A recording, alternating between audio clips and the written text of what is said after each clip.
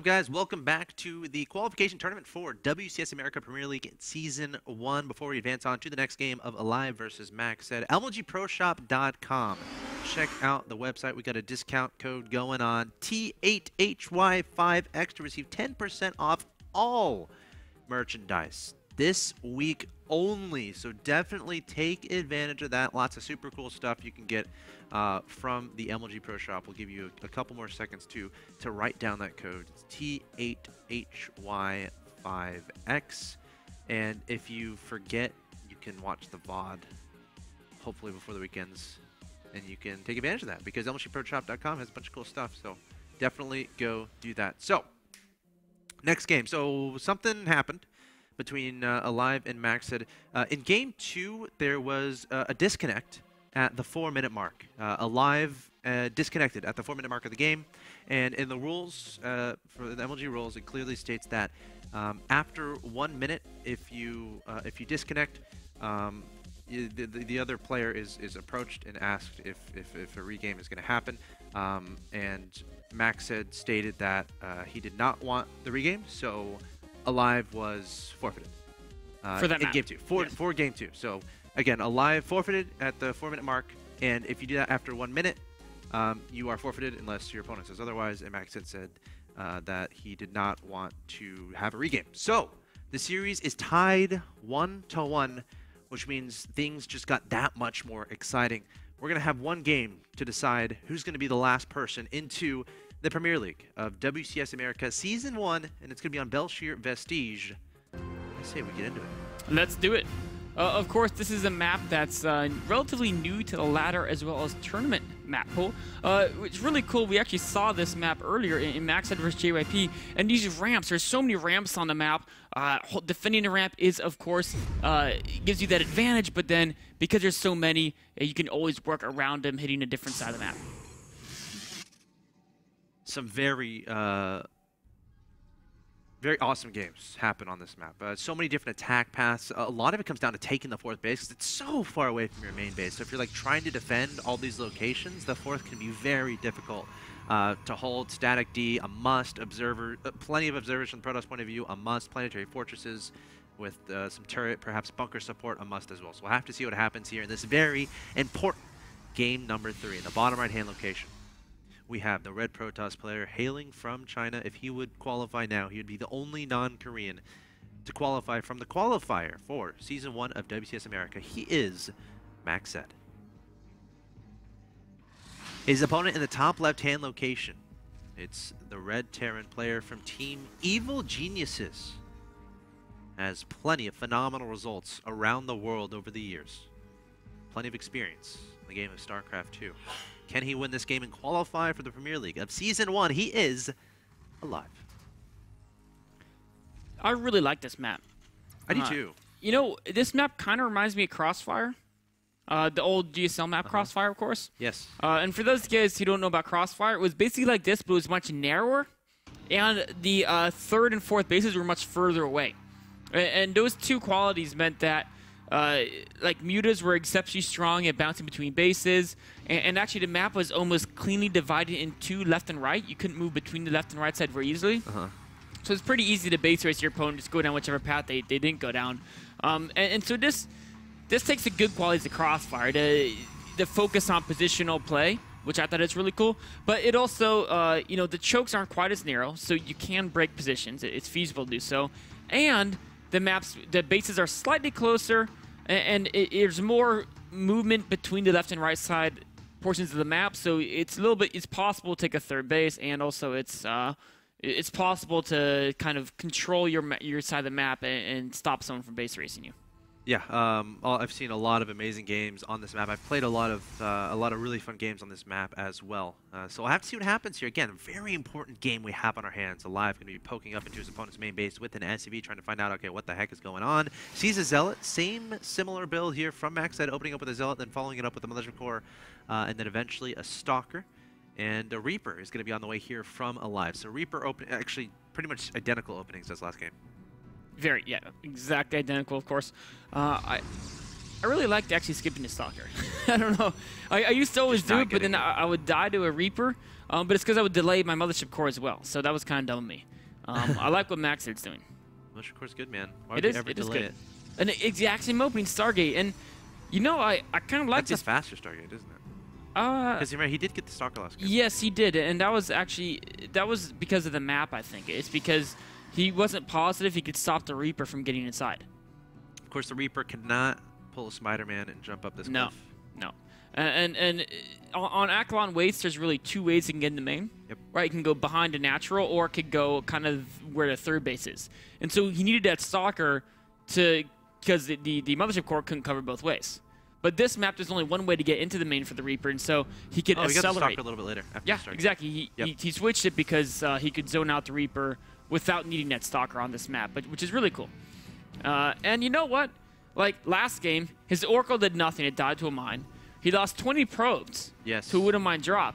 And then, you know what? He still played an amazing game. And actually, that last battle was really close. So I don't blame him at all for doing the same thing. You know, he's just going to not make those same mistakes, and he's going to be looking very strong. Of course, on the other hand, the build he did was kind of eccentric, that composition, and Alive might be more ready to deal with it after he saw it. So both players are going to have their little advantages going into game number 3. Similar build here from Alive, opening up with the factory, and I think he has some Widow Mines on the way. Look at how fast he's putting a third on the low ground too. Yeah, that SCV is actually might die. Oh yeah, it will. Of course. But I mean, now he knows about the Oracle, so Yeah, that's the thing. I don't think he's not sad at all to lose one SCV to know about the Oracle coming in from this angle. Careful, Oracle. Oh well, hold on. Is there any defense in the main here? One Widow Mine is going to try to scurry over there and get burrowed. Oh, the Oracle's just going to stay there. Yeah, the Oracle's hurt. It's probably a little bit afraid. Yes, of course. I don't blame it. I'm pretty afraid too when I head towards the Terran base. Got to be careful. You never know when there are Widow Mines lurking in the dark. He's going in for the harass. Oh, the Widow Mine will be able to shoot it and kill it. I think he spotted that Widow Mine, but just a hair too late. Mothership Core. Oh, actually, another Oracle coming in from the natural. I thought the Mothership Core made his way across the map, but that is a second Oracle here. Oh, he should go deny the third again. Marines are up. Marines are going to get there. Yeah. They're going to protect that SCV. How much? What's the math on that? Oracle versus Marines? An Oracle can take 4 Marines. Yeah, that's what I was thinking. But not when it's hurt. And those hurt. Oh, sure. Yeah. A 5, I forget. I know 6 Marines beat it. I know it can take 4. I think 5 really comes down to the micro a little bit. Yeah. Like how quickly it starts focusing the Marines and how quickly they start focusing. We have gateways aplenty. Whoa. You know what? This could be reaction to seeing the faster and the low ground. He's doing. This is like MC. This is like. Oh, but there's a drop in its main. He has no tech. And the drop will spots. It spots the build and it delays the mining. There's a Widow Mine there and there's no detection. Oh my gosh. And that. Oh, he picked up the Widow Mine. I guess he thinks there's a Robo. Oh, I guess the Oracle could come back and do Envision. It could. Yeah. I think it's just an instinct. I don't think he should have picked the Widow Mine. But he could still be delaying the probes. Yeah, it's a pure instinctual move to pick up the Widow Mine because almost always Protoss will have observers 9 minutes in, right? Yes, absolutely. But in this case, that's not happening. So Widow Mine it's gonna burrow into grasslands. It's it's weird though. If the Widow Mine, if there's nothing else there, it can't actually detonate very easily because it has to see to need it to target it. Yes, you're right. The Stark would actually have to run on top of it. And here comes the attack, though. Alive. I mean, he scouted this. He should be more than ready. 3 bunkers. We've got a Widow Mine at the front door. Envision needs to be happening. No, it takes out a Stalker. Widow Mine does. And Macsed is going to try to power through with a bunch of gateway units. Stim and Combat Shield just started. 10-minute mark. Just starting Stim and Combat Shield. Oh, Max can work. He's trying to make it happen. But STV is being pulled here from Alive, trying to fill up those bunkers, trying to repair those bunkers as well. A lot of Zealot Sentries and Stalkers here. There's a Viking overhead being annoying, trying to take down those Oracles. But Alive just continuing to add on more and more Marines and Marauders. And this is pretty much as all-in as you can get from Macsed. No additional tech, no additional probes being mined. He needs a pylon closer. Yes. I think his probe must have gotten sniped by Widow Mine or something. Going in for the second bunker kill. Oh, big shot from the Widow Mine there from Alive. Stim still not done, but I don't even know if it matters. Envision has run out now. There's no more Oracles to provide detection. Those Widow Mines are doing a number on the Protoss army. Yeah. I mean, every time it hits a Zealot, it kills 1 Zealot, and it does 40 damage to like 4 Zealots. And so that's a total of 310 damage, which is... Oh, we have a counter drop. Oh, no. Marines, and of course this medevac overhead. One Zealot is going to willfully be warped in. He's going to die, and another Zealot going to die right away. And now Macsed going to have to pull these probes, something he didn't want to have to do, especially when you're behind like this, and so many probes going to fall here from Macsed. I mean, he wants to make his attack work, but it's not going to. The Widow Mines are recharged. This is a rough spot for Macsed. Yeah, now Stim is moments from completion. And there's 5 I feel like a Stim Stim Marine Marauder medevac push is going to be inevitable here. Yeah. And I don't know what stops it. This is so unfortunate for Macsed. This is, I mean, his play is so good, but the strategies, just the way they're unfolding, it's not in his favor. And it's not because they're bad strategies. It's just the way everything's kind of coming together. It's all going really well for Alive. He was able to scout this build coming. And this is a build that... Jeez. He just took down 3 Stalkers with 6 Marines. Man. And he might take down the Zealot too. Alive is actually, he's making each little unit do its most. Yes. From every Widow Mine to every Marine. Now the Marines they're hiding in the corner and they're like, wait a minute. We're dead. Yeah. But I think they did their job. Oh yeah. They killed all the probes at the natural, or a lot of the probes, and then they went on to the main and killed some Stalkers that they weren't expected to kill, but they did it anyway. Yeah. Because they're heroes. That's right. Exceeding expectations. Alive's Marines. And actually, you know, Alive's actually kind of known for that. He really gets his units to do what he wants him to do. Of course, that's led him to many a victory before, and I think it's going to lead him to a victory here. He's up by 40 supply with better There's not even a photon overcharge available. Yeah, no photon overcharge, and even if there was... Yeah. Well, you'd have to just force field and isolate these units. Yeah, you know, if you had photon overcharge, maybe, but no, with Stim Pack, with... Oh, look at those Marines and Marauders spreading out. Great control here from Alive, burrowing those Widow Mines. They're going to get those shots off onto the what remains of Macsed's army. And Alive takes it. There's the GG from Macsed. Macsed came so far, one game from qualifying, but unfortunately knocked out of the WCS America qualifier for, again, the Premier League of Season 1. But Alive takes it. Takes the game. Of course, he lost to Oz, his teammate, a little bit earlier, but able to come back and defeat Macsed to get a second spot in that Premier League Season 1 for Team Evil Geniuses. Yeah, great play there by Alive. EG's going to be pretty happy. They've got several of their players into this tournament. Of course, Oz and Alive being 2 of them. And Revival from a little bit earlier. And then, I think have any invites? Yes. Idra. And Huck. Idra and Huck. And Suppy. And Suppy. So EG's very happy. Yeah, they've done very well in WCS America so far. Yeah, of course, Axiom, I think they have 4 out of their 5 members, if I'm recalling that correctly. But here is your loser bracket updated. Of course, Revival qualifying through, Apocalypse, Heart, and just now Alive. That's 3 Terrans and a Zerg.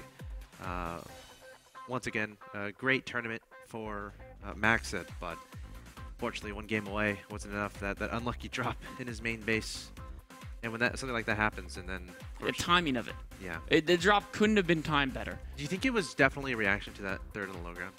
I think it was. I think Macsed was worried about Alive, of course, realizing how Macsed was playing other games a little bit defensively. Yeah. Right. Starport couldn't do too much pressure, and so he's like, "Oh, I'll just be extra greedy and get way ahead in the mid game." And Macsd's like, "I can't let him get away with that. I'm gonna try to catch him off guard with this crazy timing." But then catch him off guard. Yeah. Drop spotted it. Alive, a phenomenal play throughout the entire tournament, and then phenomenal play in that very last game to qualify for the Premier League of Season 1 of WCS America. And guys, that does it for our coverage of the qualifier. Of course, congratulations to the 8 players who have qualified. Alicia, Revival, Apocalypse, the SDC, Crank, Heart, Oz, and Alive. You're going to see them in the group stages of WCS America Premier League. Of course, that starts next week at 8 p.m. Eastern, Monday through Thursday. It's going to be so much fun. I can't wait until that starts. And you guys, I truly hope to see you there. Of course, coming up next, we have some rules of engaging to do. Rules are going to be engaged. Of course, it is a really cool set of games coming for you guys. It's going to be CJ Hero versus Thorazane from the semifinal match of the Winter Exhibition Tournament. Both those players are truly stellar players. Hero especially, a lot of really heads-up strategic decisions that we're going to break down and analyze in that set. Awesome stuff, awesome stuff. All right, guys, that concludes our coverage this evening of the WCS America qualifier for the Premier League. Remember to tune in all next week at 8 p.m. Eastern for the official start of the tournament. The Round of 32 Premier League begins, and of course be sure to check out WCS Europe and WCS Korea as well. A great global initiative here from Blizzard, making this tournament as awesome as it is. That being said, guys, coming up next, as Nicholas said, is Rules of Engagement. This has been Axel Toss and Axlive, and we'll see you then.